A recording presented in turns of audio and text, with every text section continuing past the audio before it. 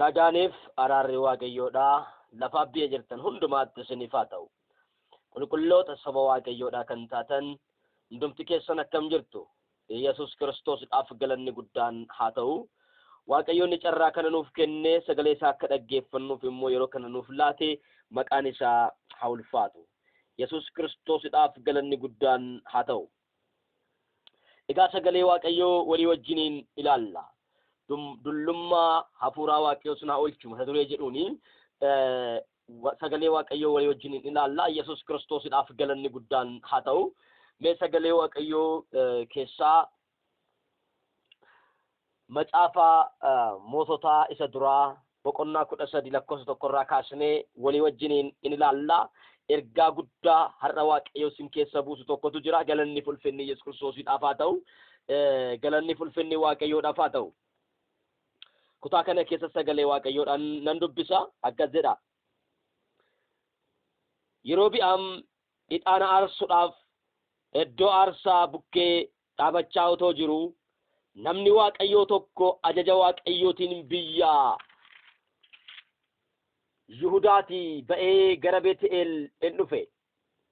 Inni ajaja waaqayyootiin iddoo aarsaa irratti yaa iddoowwan aarsaan nana, yaa iddoowwan aarsaan nana, yaa iddoo aarsaan nana, waaqayyo kunoo mana Daawitiif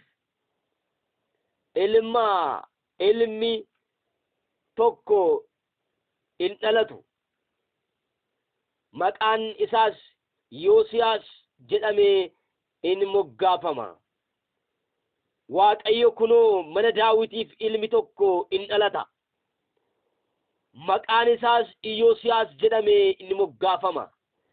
Inni luboota iddoowwan sagadaa ol ka'oo warra si irratti ixaana aarsan jiran aarsaa godhee si irratti isaan in dhiyeessa. Lafeewwan namaas si irratti in gubaa jedhee sagalee guddaadhaan dubbateedha. Yesuus Kiristoosdhaaf galanni guddaan haa ta'u. Kutaa kana keessatti sagalee waaqayyoodhaa akkuma agarru mootii Yerobi'aam jedhamu tokkotu waaqayyoorraa garagale. Mootiin kuni waaqayyoorraa gaafa garagalu yaada mataa isaa irra dhaabatee yaada mataa isaa duukaa bu'ee ergaa mataa isaa duukaa bu'ee hubannaa mataa isaa duukaa bu'ee mootummaatu narraa fudhatamaa jira, angootu narraa fudhatamaa jira jedhee yaadee angoorra turuudhaaf bulchiinsarra turuudhaaf namni kuni karoora mataa isaa baafate. Yesuus Kiristoosdhaaf galanni guddaan haa ta'u. Egaa kutaa kana keessatti namni kun waaqayyoorraa garagalee sanyii Daawitiif deebi'aa jira. Mootummaan koo sanyii Daawitiif deebi'aa jira. Kana jechuun mucaan dhalachaa jiru kun yookaan ni maqaan isaa as keessatti dhaame Yoosiyaas jedhamu kun dhufaa waan jiruuf angoo kanatti darbee fudhachaa waan jiruuf angoo kana Yoosiyaas dhufee akka hin fudhanneef mucaan Yoosiyaas jedhamu kun mucaan dhalatu kun angoo kana dhufee akka inni fudhanneef angoo kana akka inni hin qabanneef duraan dursee namni kun karoora baafate. Waaqayyoorraa garagalee waaqayyoon dhaga'uu dhiisee ajajuma mataa isaatiin iddoo aarsaa irratti jibboota yookaan immoo jabbii hojjate sabni waaqayyoon dhiisee jabbiidhaaf akka sagadu taasise. Yesuus Kiristoosdhaaf galanni guddaan haa ta'u. Isa kaan Beet'eel keessa kaa'ee, isa kaan Daan keessa kaa'ee waaqa tolfamaa hojjete. Inni biyya Gibxii keessaa sin baasee waaqayyoo keessan kana jedhee dhaloota burjaajessee, dhaloota waaqayyoorraa deebisee, dhaloota karaa waaqayyoorraa, dhaloota dubbii waaqayyoorraa, dhaloota waaqayyoota jiraatarraa deebisee jabbiidhaaf akka isaan sagadan, waaqa tolfamaadhaaf akka isaan sagadan taasise.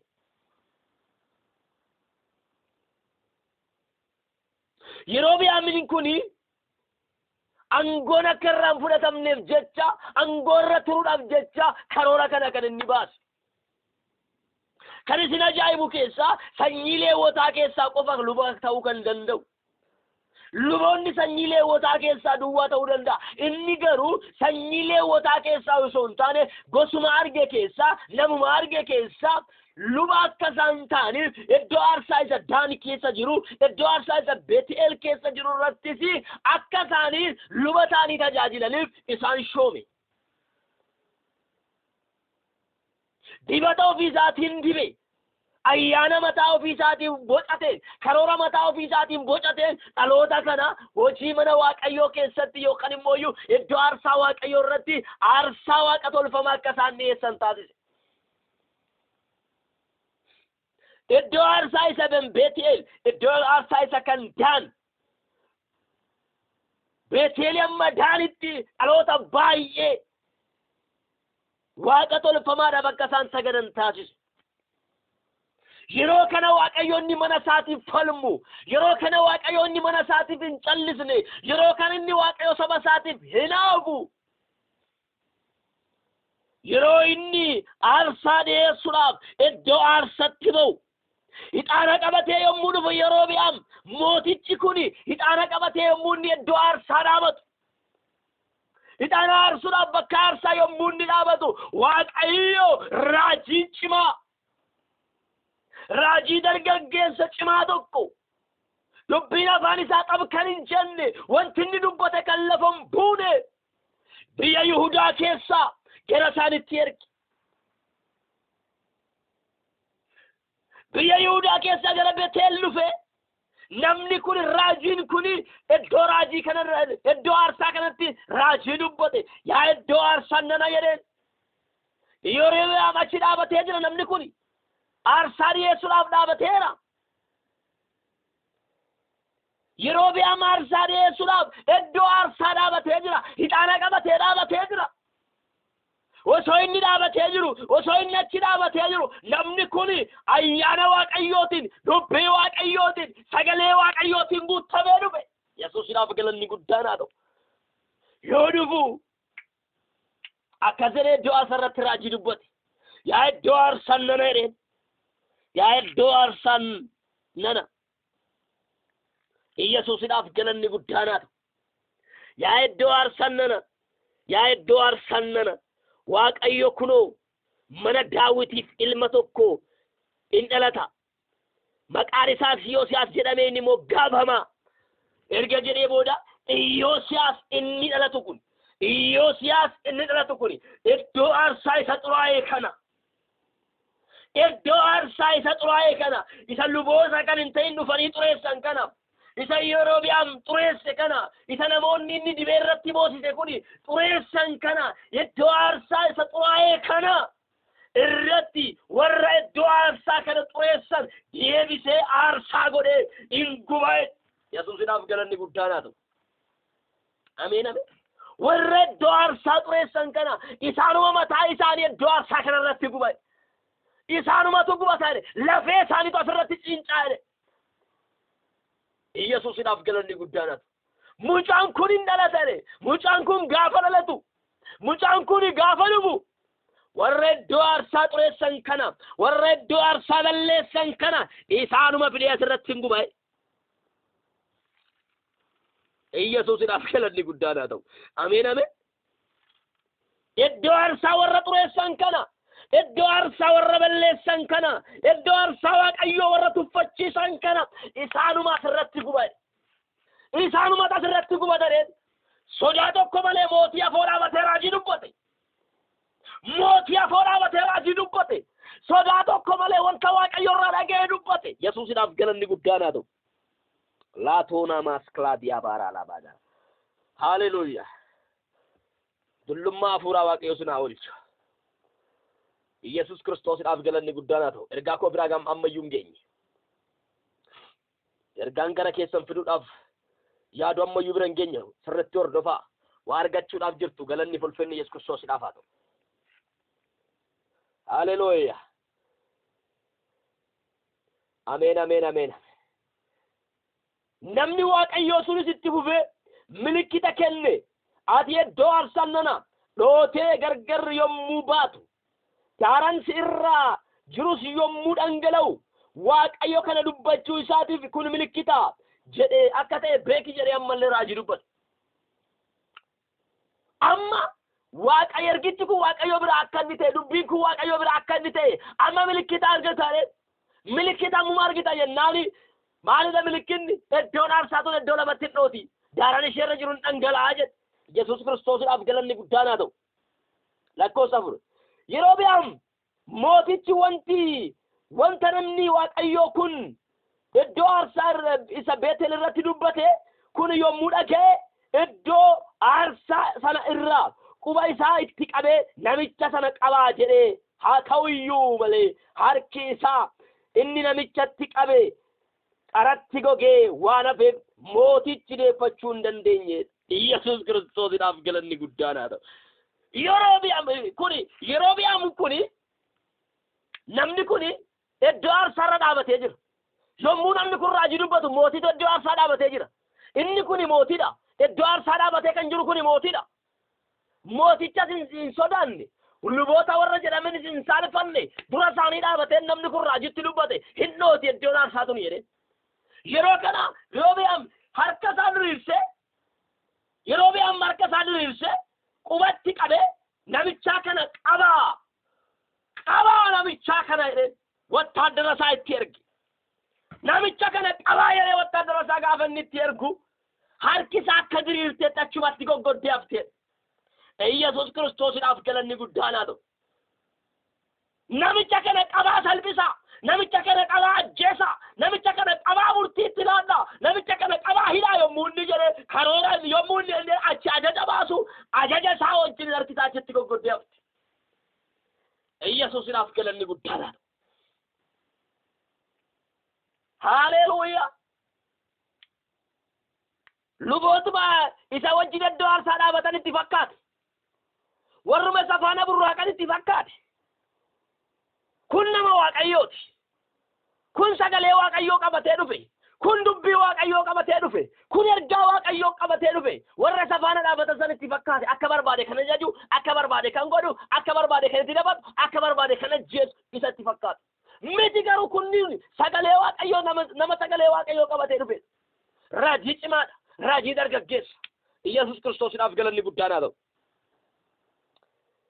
Achumatti goggoddee hafteedha harki isaa.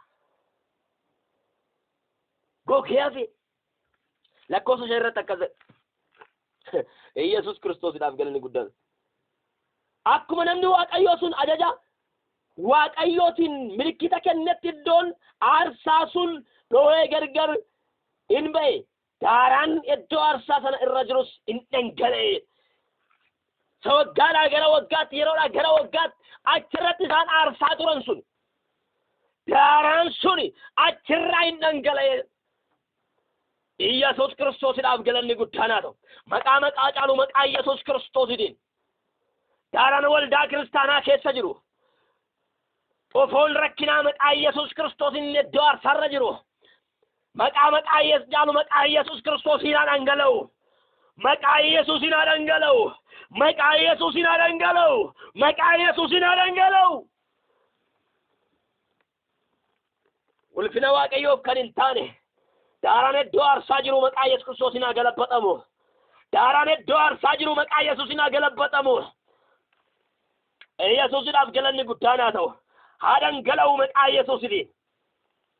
Lakkoofsa 6 akkas jedha. Tokkoffaa mootota tokkoffaa 13 jaarratti akkas jedha.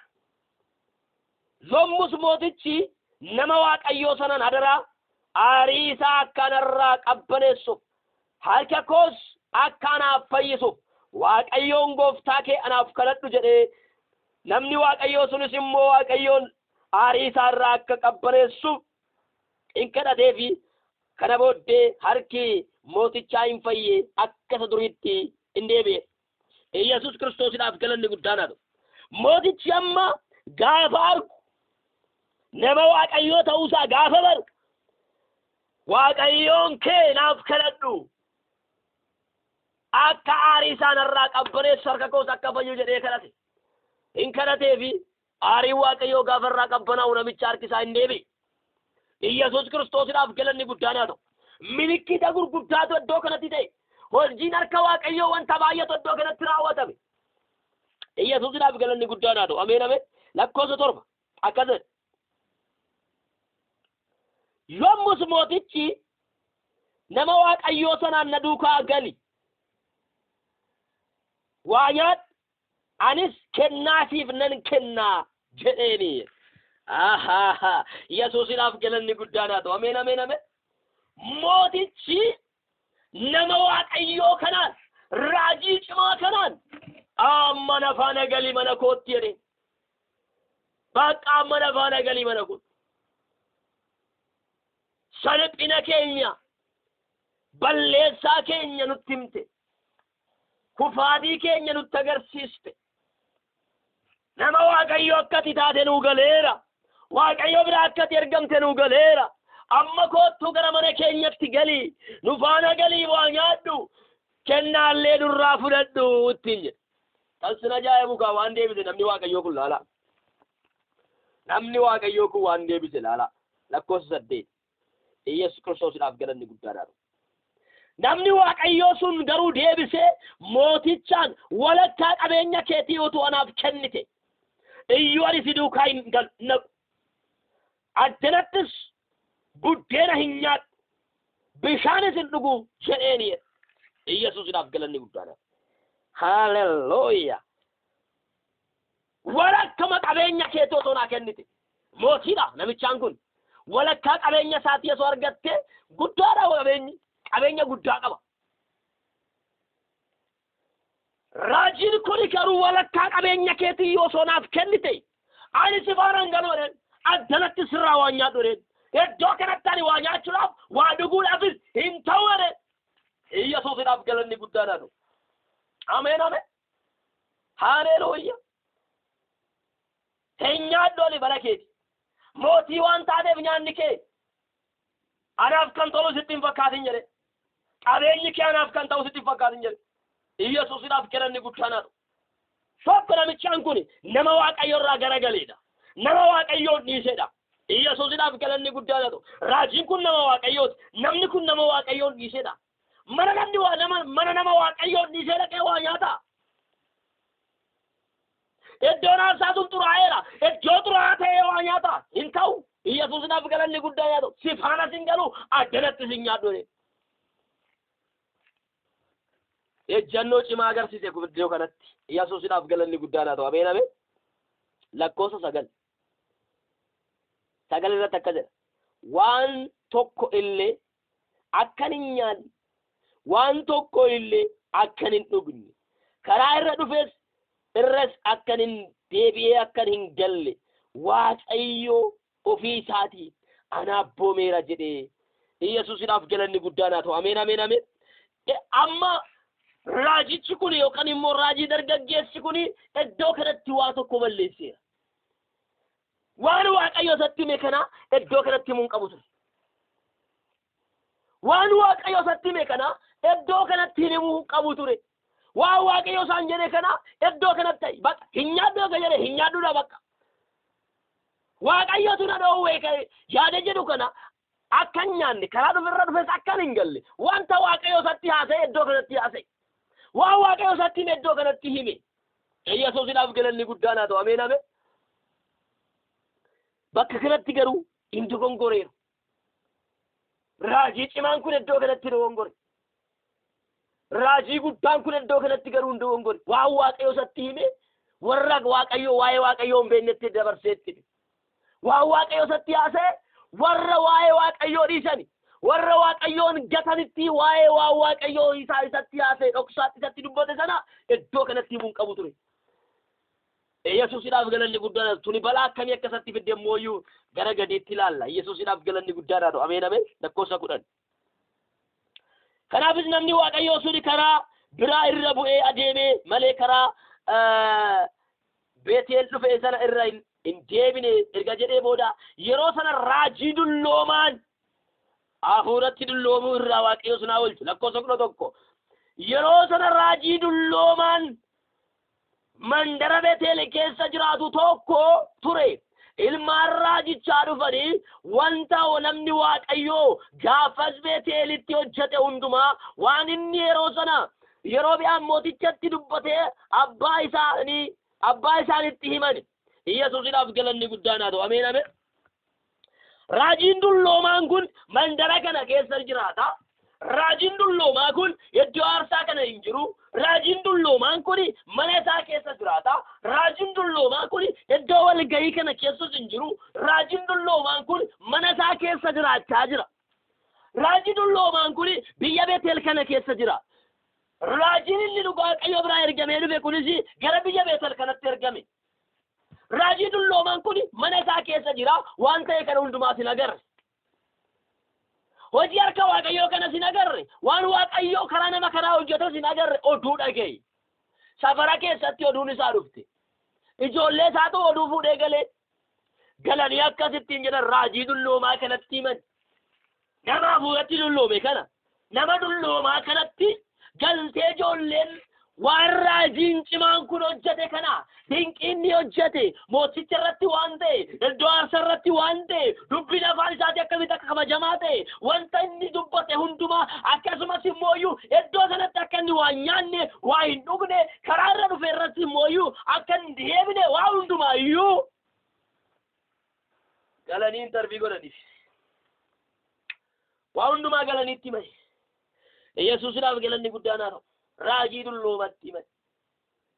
Raajichi dulloomaan kun yommuu dhaga'u Yesuusiidhaaf galanni guddaan haa ta'u. Sagalichumaan deemna. Yesuusiidhaaf galanni guddaan haa ta'u. Ameen ameen. Sagalichumaan deemna. Sagalicha sirriitti ilaalaa. Lakkoofsa 12. 12 irra ga'een jira. Eessa keessaniirtu sin. Yesuusiidhaaf galanni guddaan haa ta'u. Macaafa dubbisaa sirriitti nafaan. Macaafa dubbisuun baay'ee bu'aa qaba. 12.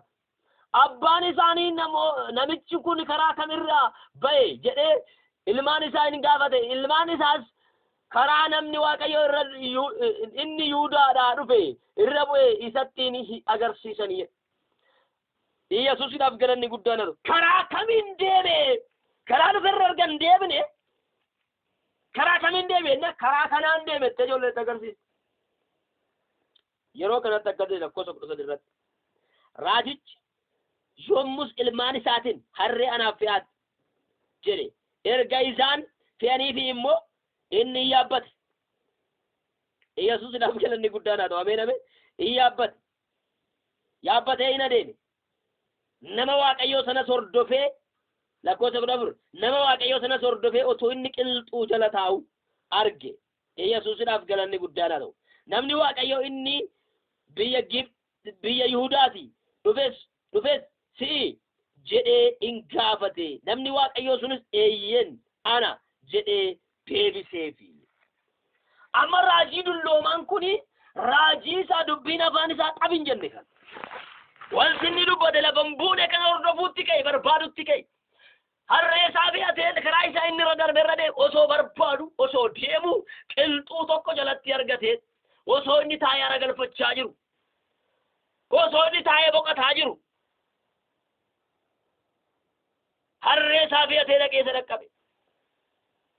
Sii jennaan eeyyee nana jedhe. Ergamee tan dhufe kaa'e. Ergamee tan gara kee dhufe. Waaqayyo tuna ergee tan gara kee dhufe. Maal ta'e sobee jedhe. Waaqayyo tan ergine ergamee tan dhufe.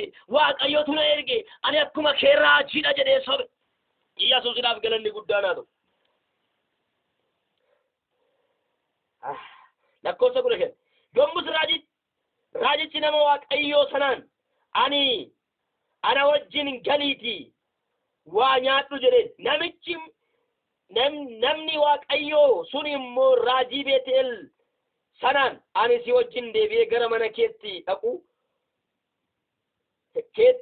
dhaqu addanattis si wajjin buddeena nyaachuu bishaanis dhuguu hin danda'u. Achi buddeena akkan hin nyaanne bishaanis akkan hin dhugne yookis karaa irra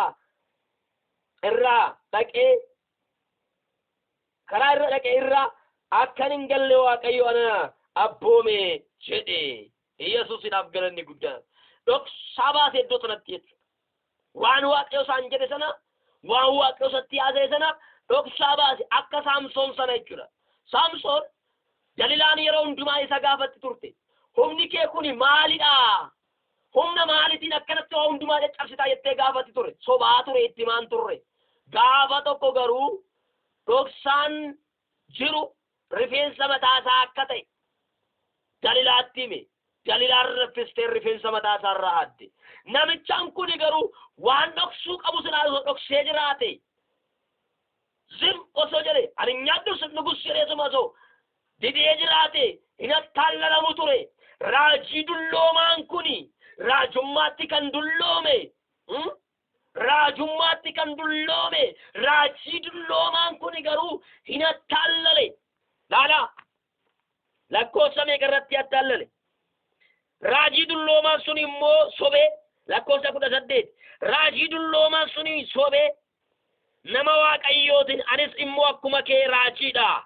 Ergamaan tokko ajaja Waaqayyootiin namni Waaqayyoo kun buddeena akka nyaatu bishaanis akka dhuguufi deebisii gara mana keetti fudhadhu gali anaan jedheera jedhee raajii sobaa itti raaje. Raajii dulloomaan kuni raajicha isa dhugaa kanatti gurbaa isa cimaa kanatti raajii sobaa itti raaje. Yesuusiidhaaf galanni guddaan haa ta'u. Gurbaa iddoo aarsaa Waaqayyoodhaa isa xuraa'ee qulqulleessuudhaaf ka'e kana. Gurbaa mana Waaqayyoo ijaaruudhaaf ka'e kana. Gurbaa sobdoota mana Waaqayyoo keessaa xaraguudhaaf ka'e kana. Gurbaa saamtota mana Waaqayyoo keessaa balleessuudhaaf ka'e kana. Raajii dulloomaan kuni mataadha eega deebise. Har'as baay'een isaanii jiru. Ijoollee mul'anni Waaqayyoodhaa irra jiran. Ijoollee ayyaanni Waaqayyoodhaa irra jiru. Ijoollee karoorri Waaqayyoo irra jiru. Dhaanii mataa keessa dhaanii kan gad deebisani. Waldoota kiristaanaa keessa guutaniiru. Hafuuratti kan dulloomani. Jireenyatti kan dulloomani. Sagalee Waaqayyootti kan dulloomani. Arguu kan dadhaban, hubachuu kan dadhabani. Waa'ee Waaqayyoo isaanii galuu kan dadhabe. Waldaa kiristaanaa keessa bara kanas guutaniiru. Irraa of eeggadhaa. Dulloota irraa of eeggadhaa. Hafuuratti warra dullooman irraa of eeggadhaa. Hafuuratti warra dadhabootan irraa of eeggadhaa. Gurbaan kuni dhoksaa hime. Kutaa kana keessatti dhoksaa hime. Maal jedhe? Waaqayyoon nyaatin isin dhugin isinaan jedheera. Wanti Waaqayyoon nyaatin dhugin jedheeniif maaliif akka ta'e raajii dullooman kun hin beeka. Yoo nyaate yoo dhuge adabatti akka inni galu beeka. Yoo nyaate yoo dhuge raajummaarraa akka inni kufu beeka. Yoo nyaate yoo dhuge Waaqayyootti akka inni adda ba'u beeka. Yoo nyaate yoo dhuge Yesuusiidhaaf galanni guddaan haa ta'u. Akka inni salphatu beeka. Yoo nyaate yoo dhuge dubbii Waaqayyoo akka inni salphisu beeka. Ofii isaatii akkuma salphate, ofii isaatii akkuma dulloo'e, barcuma ofii isaatii irra taa'erra raajii kana teechisuu barbaade. Barcuma ofii irra taa'erra raajii kana teechise. Ofii isaatii akkuma salphate namicha mucaa kana salphise. Ofii isaatii akkuma dulloome mucaa kana hin ajjeese. Ofii isaatii hafuuratti dulloome mucaa kana garuu hin ajjeese. Waaqayyo raajota dulloomurra warra hafuuratti dullooman irraa Waaqayyo sinaa eegu. Yesuusiidhaaf galanni guddaan haa ta'u. Ofii isaatii hafuuratti hin dulloomeera, hafuuratti dadhabeera. Dadhabaadha hafuuratti. Mucaa kana garuu hin ajjeese. Yesuusiidhaaf galanni guddaan haa ta'u. Mucaa kana hin ajjeese. Waaqayyo hin nyaatin hin dhuginiin kan inni jedhee maaliif akka ta'e hin beeka. Maaliif akka inni ta'e hin beeka. Maaliif Waaqayyo akka inni hin nyaatin jedhee hin beeka. Sobe anis barraajiidha jedhee. Milikkita kee raajummaa kenneefi. Raajii ta'uu milikkita isaa itti himeera. Milikkitatu jira akkasumaan miti namni raajiidha ofiin jedhee dafi nama namu. Raajiidha waan jedhameef hin fudhatamu. Milikkita raajummaa itti kenneera mucaa kanatti jechuudha akka inni mucaan kun isa amanuuf. Raajii ta'uu isaa mucaan kun akka inni isa amanuuf milikkita raajummaa kenneefii jira. Amala raajummaa isaatti agarsiiseera. Yesuusiidhaaf galanni guddaan haa ta'u. Chaappaa yookaan immoo waraqaa eenyummaa isaa isa kan raajummaa isaatti agarsiiseera. Dibata Waaqayyoo isa dibe ayyaana Waaqayyoo sarara isa kaa'e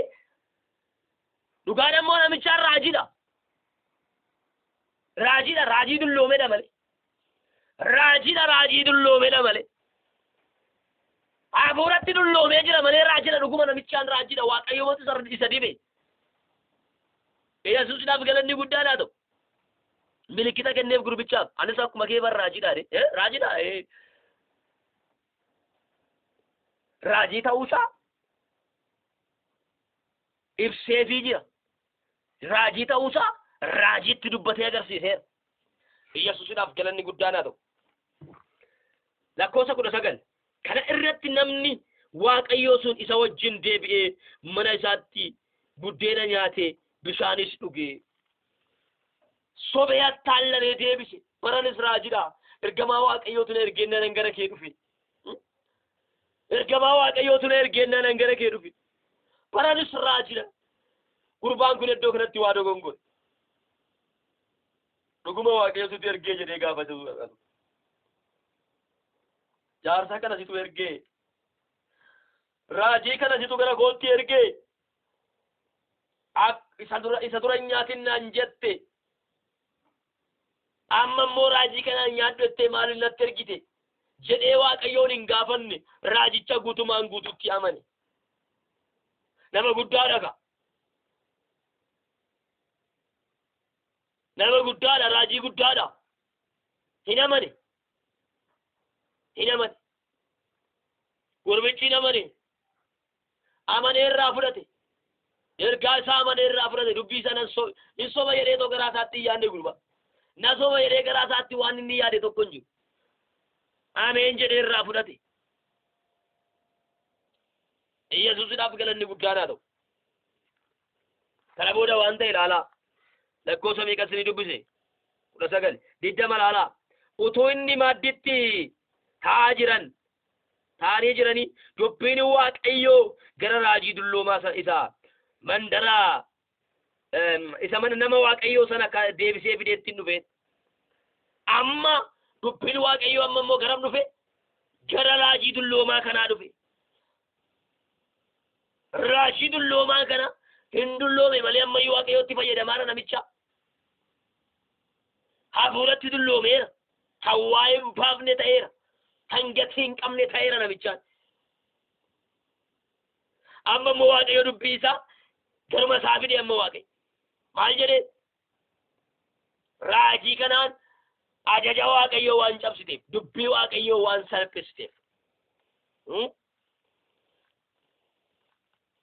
lakkoofsa meeqa 21 raajiin inni dulloomaan sun nama waaqayyoo isa biyya Yihuudaatii dhufe sanaan waaqayyo sababbii ati dubbii koo salphifteef abboomii ani waaqayyo gooftaan keessiif kennes eeguu diddeef iddoo dhaqxee buddeena akka hin nyaanne bishaanis akka hin dhugne dhowwamte sana buddeena nyaattee bishaanis dhugdee reeffi kee lafa awwaala abboota keetitti hin awwaalamu jedhee waaqayyo jedhee sagalee isaa jedhee sagalee guddaadhaan itti dubbate eenyuuti dubbataadhaan raajii dulloomaa kanatti dubbata bakka dubbii waaqayyoo salphifteertani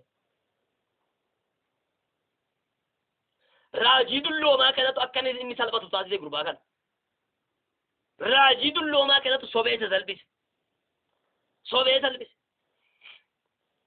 maal waaqayyo silaaru nabi raajii dulloomatu isa sobee raajii dulloomaan adabuuyi maaf mucaa adabe jechuu dandeessu miti mucaa waaqayyoo hin gaafachuu qaba ture maal waaqayyo raajii dulloomaa kana si turatti ergee ergaan kun si biraayi dubbiin kun si biraayi jedhee waaqayyoo hin gaafachuu hin danda'a ture waaqayyo gurbichatti naasaa ture waaqayyo gurbichatti nima ture raajii dulloomaa kana si turatti ergee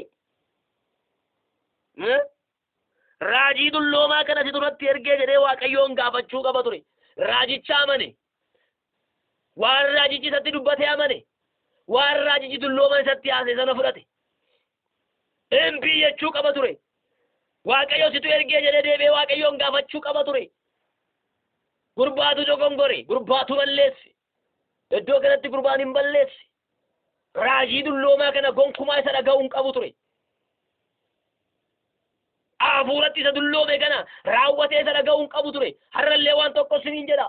Afuuratti warra dullooman fiigicha keessan kan qaban, deemsa keessan kan qaban, tajaajila keessan kan qaban, gufuu kan isinitti ta'an, dura keessan dhaabatanii kan isiniin falman, tajaajilli keessan kan ittiin tolle, fiigichi keessan kan ittiin tolle, yommuu isin fiigdan, yommuu isin tajaajiltan, kan gufuu isinitti ta'an irraa of eeggadhaa. Of eeggadhaa. Al tokko namni tokko akkasinaan jedhe, gaafa namni isa gorsu maaf hin waaqeffanne, maaf akkas hin taane jenna, garagalcha miilli mataa hooqanaan jedhe. Mammaa kanatti mammaake, mammaakni isaa suni mataa dha'ee akkana kun mataana dha'ee akkaan kufuu barbaade. Garuu ani hin dhageenye. Maaliif? Ergaa warra dulloomaati. Mammaaksi kan warra dulloomaniiti. Namni dulloome hin mammaaka. Mammaaka baay'ata namni dulloome. Mammaaksa warra dullootaarraa fagaadhaadha macaafni qulqullu. Natti mammaaki. Dabalees gaabbiraa akkasinaan jedhe. Intalli haala ciniinsuu barsiiftanaan jedhe. Ammallee ani hin dhageenye irraan fudhatinaa hin dhagayinaa. Waldaa keessatti namoota ta'aniitoo mataa keessan gassin deebisuu barbaadan. Guddina keessan kan daangessuu barbaadan. Fiigicha keessan daangessuu kan barbaadan. Tajaajila Waaqayyoo isinitti kenne. Adaraa Waaqayyoo isinitti kenne. Ulfina Waaqayyoo isinirra kaa'e. Dibata Waaqayyoo isinirra kaa'etti warra bu'an. Warra isin tuffatan, warra isin hin dhageenye.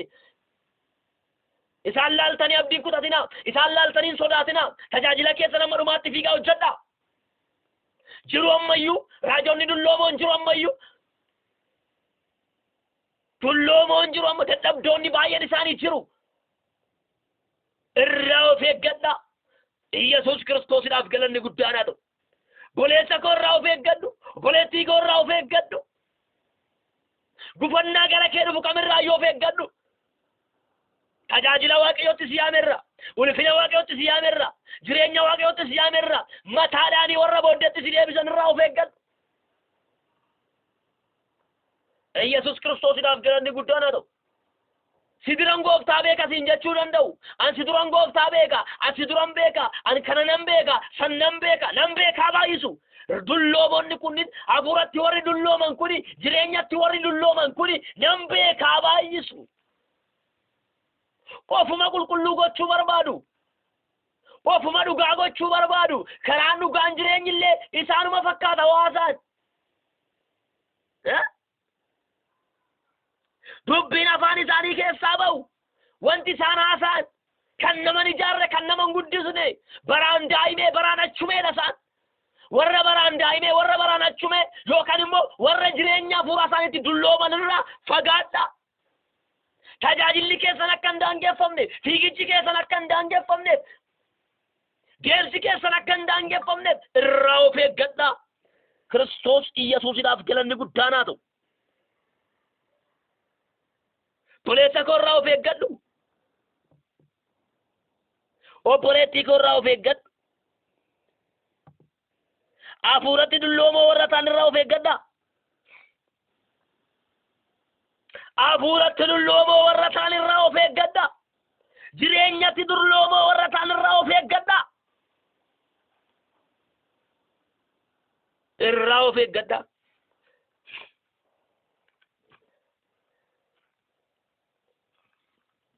Gurbaa kana hin ajjeesise. Namni Waaqayyoo sunis buddeena nyaatee bishaanis dhugee ergaa raawwatee booddee raajii dulloomaan sun harree isaa fe'eessisee fi namni Waaqayyoo sunis karaa isaa irra hin bu'e. Otuu adeemaa utuma jiru leenci karaatti itti dhufee isa hin ajjeese. Reeffa isaas karaa irratti hin diriirse. Iyyesuusidhaaf galanni guddaan haa ta'u. Gurbaan kun raajii guddaan kun raajii cimaan kun dubbiin afaan isaatti xabkan hin jenne kun raajii dulloomadhaan ajjeefame. Raajii dullooman isa ajjeese. Raajiin dullooman fiigicha isaarraa isa deebise. Raajiin dullooman tajaajila isaarraa karaatti isa hambise. Iyyesuusidhaaf galanni guddaan haa ta'u. Kan sin gorsan fakkaatanii mana keessan kan dhufan. Dubbii isaanii xiinxalaati ilaalaa. Gorsa isaanii xiinxalaati ilaalaa. Irraa fudhachuu dura ilaalaa. Yesuusidhaaf galanni guddaan haa ta'u.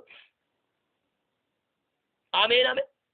Yeroo baay'ee namoonni anatti naa ta'u jalaa hin callisa. Zim bin jedha. Calliseen dhaggeeffadha. Yesuusidhaaf galanni guddaan haa ta'u. Ameen ameen. Zim jedheen callisee dhaggeeffadha. Maaliif gorsi isaanii kun Waaqayyo biraa himoo ofii keessaa kaasanii haasa'aa jiru laata?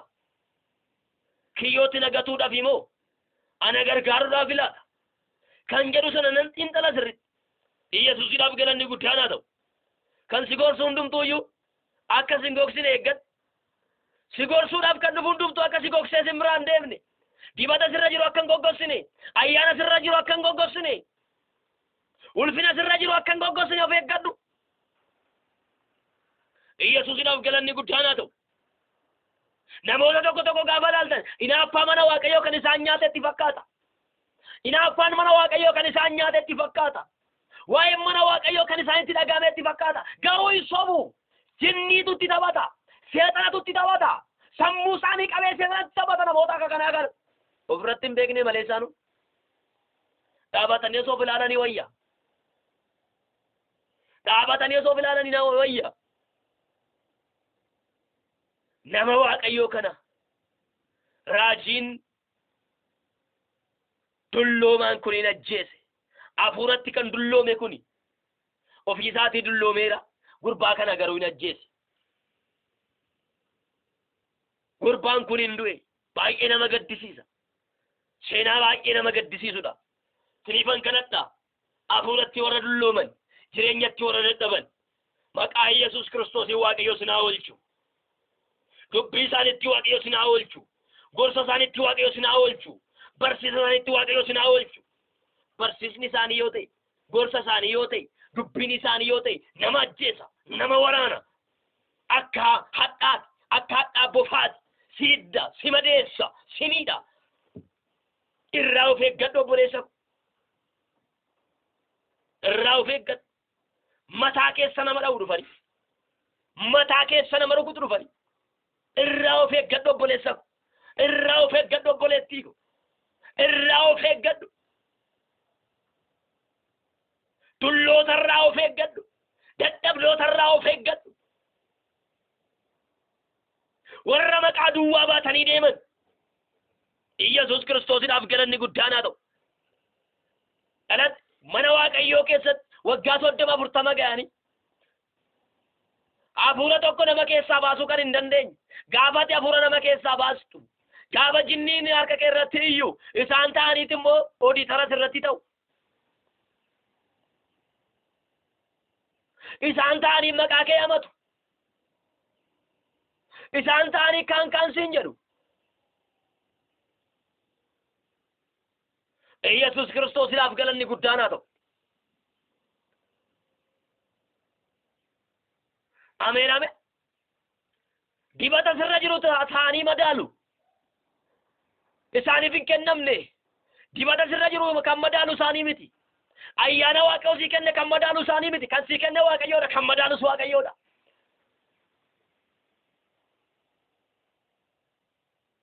Isaanii miti kan madaalu. Isaanii miti. Yesuusidhaaf galanni guddaan haa ta'u. Hallelujah. Obboleessa koo obboleettii ko. Of eeggadhaa irraa warra akka kanaatirraa of eeggadhaa. Warra hafuuratti dullooman irraa of eeggadhaa. Warra jireenyatti dadhaban irraa of eeggadhaa. Maqaadhumaaf maqicha baatanii warra deeman irraa of eeggadhaa. Maqaadhumaaf Yesuus duukaa warra deeman irraa of eeggadhaa. Laatoonaa maatii aboora alaabaa jaalaa baadiyyaa bo. Irraa of eeggadhaa. Maqaadhumaaf Yesuus duukaa warra deeman irraa of eeggadhaa. Maqaadhumaaf maqicha warra ofirratti yaaman irraa of eeggadhaa. Irraa of eeggadhu obboleessa ko. Irraa of eeggadhu obboleettii ko. Kiyyoositi ta'u. Raajiin kuni, raajii dulloomaa kuni bucaa kana hin ajjeesisise. Hin ajjeesise. Nama Waaqayyoo kana hin ajjeesise. Yesuusidhaaf galanni guddaan haa ta'u. Nama Waaqayyoo ajjeesise raajii dullooman. raajii dulloomaa kanatu nama waaqayyoo kana akka inni du'u taasise. Hafuuratti warra dullooman irraa waaqayyoo sinaa eegu. Jireenyatti warra dadhaban irraa waaqayyoo sinaa eegu. Barcuma ofii isaaniitti irra taa'an irra sin teechisuu barbaadu. Teessoo ofii isaaniitti irra taa'an irra sin teechisuu barbaadu. Barcuma ofii irra jiran irra sin teechisuu barbaadu. Irraa of eeggadhaa dammaqaa. Barcuma isaa irra akka hin teenye of eeggadhaa. Teessoo isaa irra akka hin teenye of eeggadhaa. Iyyasuus Kiristoosidhaaf galanni guddaan haa ta'u. Ameen. Haleluuyaa. Gurbaan kun silaa gaariima. Isa iddoo waaqayyoodhaa xureesse. Waaqayyo irraa isa garagale. Yerobi'aam fuuldura dhaabate. Raajii nama dubbate. Isas taanaan warra inni iddoo aarsaa sanatti fidee aarsaa akka isaan dhiyeessaniif yaame. Iddoo aarsaa kanarratti namni tokko waaqayyo nama tokko hin kaafata. Yosiyaas kan jedhamu waaqayyo hin kaafata. Inni asirratti isaan cafacafee isaan gubee aarsaa hin dhiyeessan. Warri iddoo aarsaa xureessan, warri iddoo aarsaa balleessan, warri ulfina waaqayyoodhaa barbadeessan kun barbadaa'uuf jiru jedhee raajii dubbata. Baduuf jiru jedhee raajii dubbata. Iyyasuusidhaaf galanni guddaan haa ta'u. Ameen ameen. Wanti inni dubbate battaluma sanatti kan ta'ee jira. Booddee irratti immoo raajummaadhaan kan raawwatamu jira. Namichaan dulloomaan kun akkas jedhe. Wanti inni namichaan kun sun jedhe. Gurbaan du'e kun wanti inni jedhe hundumtuu raawwatamaa booddee. Tokko lafatti nafu raawwatamaa eeyyen gara kutaa amma yeroo qabu malee gara gaallitoo osoo seenee olaallee raawwatameera. Raajiin inni dubbate tokkoyyuu lafatti namni raawwatameera.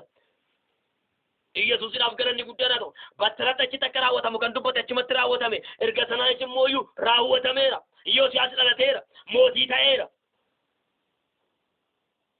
Ulfinni waaqayyoo gara biyyatti akka deebi'u taasisee jira. Waaqolii tolfamaa hundumaa biyyattii keessa argee balleesseera Yosiyaas. Nagaantu deebi'e bara Yosiyaas keessa. Bara Yosiyaas keessa waaqayyoo bichaatu kabajame. Bara Yosiyaas keessa Yosiyaas karaa abbaan isaa Abaabiliin isaa Daawit irra deddeebi'aa ture irra deddeebi'e. Bara Yosiyaas keessa waaqni tolfamaan tokko hin turre. Bara Yosiyaas keessa ulfina waaqayyootu gara biyyattiitti deebi'e. Bara Yosiyaas keessa ayyaana waaqayyootu gara biyyattiitti deebi'e. Manni waaqayyoo ni diigamee ture deebi'ee ijaarame. Waaqayyoo gara biyyattiitti deebi'e. Waaqayyoo biyyattiidhaaf nagaa godhe. Nagaatu biyyattiidhaaf ta'e. Har'allee maqaa Yesuus Kiristoositiin nan jedha. Kan akka Yosiyaas maqaa Yesuus Kiristoositiin dabalee nuuf haa ka'u. Biyya keenyaaf haa ka'u. Waldaa kiristaanaaf haa ka'u. Yesuusiidhaaf galanni guddaan haa ta'u. Haleluuyaa. Gooftaan haa ulfaatu. Yesuus Kiristoosiidhaaf galanni guddaan haa ta'u. Buleessa koo buleettii ko. Buleessa koo buleettii ko.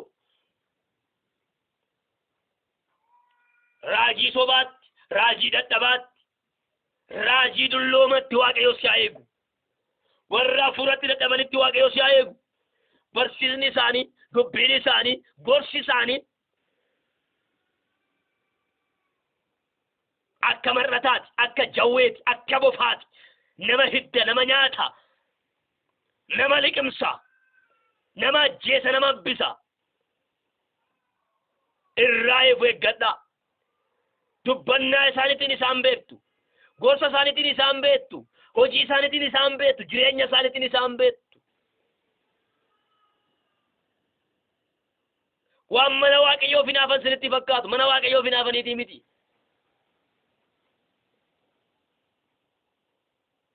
Waan hojii waaqayyoof hinaafan sinitti fakkaatu. Hojii waaqayyoof hinaafanii miti. Sobdoota, hattoota, saamtota, sagaagaltoota irraa of eeggadhaa. Yesuusiidhaaf galanni guddaan haa ta'u. Abbaa keenya sagalee kee ergitee waan nutti dubbatteef, dubbii kee ergitee boolla du'aa waan nu oolchiteef galanni ulfinni teessoo kee irratti siif haa ta'u. Sagalee kana kan dhaga'an yaa Waaqayyo Gooftaa jireenya isaaniitti yaa Waaqayyo hafuuratti warra dullooman irraa of eeggachaa akka isaan jiraataniif waan dammaqsiteef of eeggannoodhaan akka isaan deddeebi'an Waaqayyo Gooftaa sagalee kee ergitee waan gorsiteef teessoo kee irratti galanni guddaan siif haa ta'u. Dhaloonni kun maqaa ilma kee Yesuus Kiristoositiin bara isaanii keessatti of eeggannaadhaan deddeebi'uu jalqabani. Of eeggannaan jiraachuu jalqabani. Waan yaa Waaqayyo Gooftaa kiyyoo isaaniitti ta'u kamirraayyuu of eeggachuu danda'ani. shimanii akka isaan dhaabataniif isaan gargaari shimanii akka isaan dhaabataniif isaan gargaari jireenyi isaanii haa gargaaramu barri isaanii haa gargaaramu wajjiniin ta'i waan goote hundumaatti ulfaadhu maqaa tokkocha ilma kee Yesuus Kiristoositiin ameen gooftaan baraaf jireenya keessan haa eebbisu eebbifamaa waleessa keessan gammachuu urgeedha lakkoofsi bilbila kootii duwwaa 12 99 10 yottan argachuu dandeessu waaqayyo isin haa eebbisu eebbifamaa barri keessan jireenyi keessan hojiin harka keessanii hundi kan eebbifame haa ta'u adaraa keessan sagalee kana sheer walii godhaa namoonni baay'een akka dhaggeeffatu taasisa waaqayyo isin haa eebbisu eebbifama maqaa Yesuusiin.